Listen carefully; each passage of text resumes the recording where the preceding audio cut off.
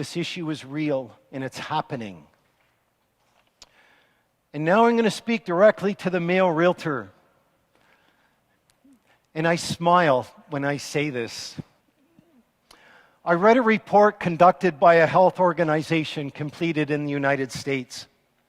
The study was done on the human male's ability to defend themselves in a high violent encounter.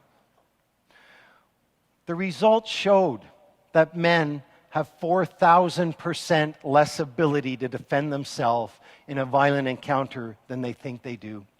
4,000%. We're not as good as we think we are. Despite the fact that the average male truly believes he will viciously beat down anyone who comes towards him or threatens him. And the reality is this: you are going to injure yourself far worse than that of your attacker, let alone what your attacker is going to do to you when you try to defend yourself.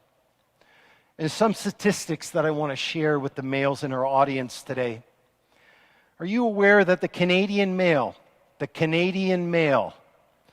faces an 80% higher risk of being attacked by a stranger than a female?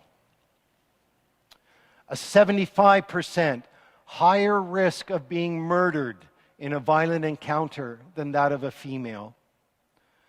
65% higher risk of being robbed than that of a female. And they also face a 37% higher risk of being seriously injured and requiring hospitalization than that of your female counterpart. So please don't think because you're a man you can handle yourself. And please don't think that your gender makes you safer, because these statistics prove you wrong.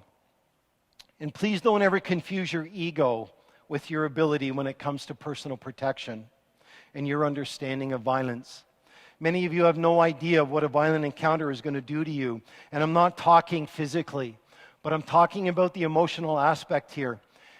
The inability to react because your brain has released such a large amount of adrenaline in preparation of your body to get hurt that you can no longer control your large motor skills.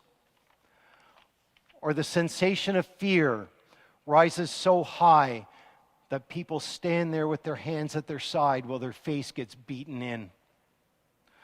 Or they cower into a ball, trying to cover their face and protect it while exposing their spine and internal organs to their attacker. This is the reality of what happens to an untrained human mind and body when it's facing a high violent conflict. So please don't think you can handle this, because you can't. Please don't ever make this mistake, because the price you will pay is going to be far too high. I've trained some great realtors in this province, and I've met some amazing EOs who understand that this type of training and level of education is required. They understand this type of training isn't for money to be made for their board, but in providing safety and security to their members. So you're probably sitting there wondering, what the hell is this guy talking about? What is this that he's going on about? Some of these incidences, they almost bring me to tears. Things that your peers in Ontario have faced, the ones that you work with, the people that you have professional relationships with. Physical assault, sexual assault, robbery, the kidnapping of a male realtor, verbal assault, threats, stalking, harassment, targeting, luring, body brushing, attempted drugging at an open house. Imagine somebody trying to give you a roofie when you're at an open house. Intimidation, and we have even had Ontario realtors murdered. A realtor striking another realtor across the throat at a house with buyer clients on site witnessing this.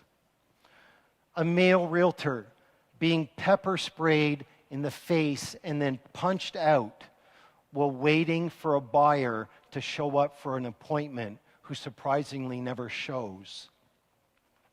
And one of the craziest that we've seen, a female Burlington realtor grabbed by the throat and choked by her client, and when he was done choking her, threw her into the wall at her own office.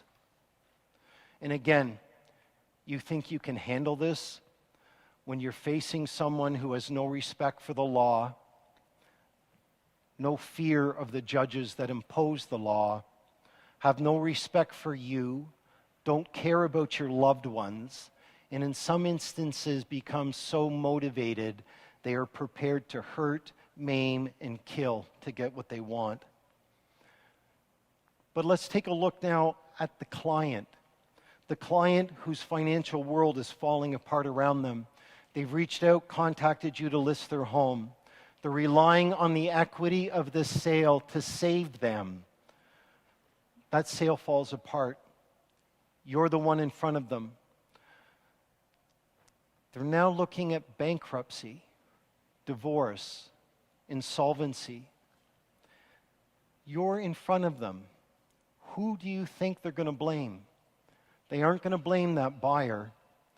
They're not going to blame the cooperating realtor that you worked with on this transaction. They're going to blame you.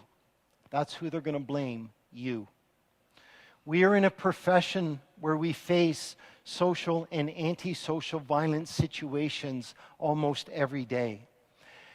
And I've been invited to talk to you from John DeMichel about Safe International and our REALTOR Safety program. It's a highly specialized workshop that's been developed for you. A workshop that's been developed with my assistants, a realtor who does the same job that you do every day. This workshop covers every aspect of our job that exposes us to potential risk. We show you how to understand the difference between a social violent and an antisocial violent contact. We provide you with training to understand how to identify both and what actions you have to take to address them.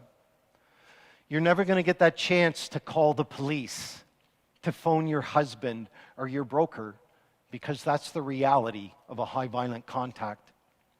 We educate you on how to conduct a showing properly, how to use space as a shield, how to run an open house, how to park your vehicle at an open house and a showing, how to navigate underground parking, how to obtain lock boxes out of keys, and how to deal with strangers who want to smell your hair, run their hand over your lower back, or caress your bottom because they feel they have the right to do that.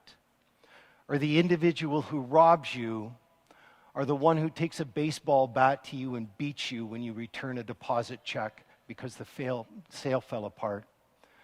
That's what your peers in Ontario are facing. So don't turn a blind eye to this, because it can happen to any one of us in any given minute.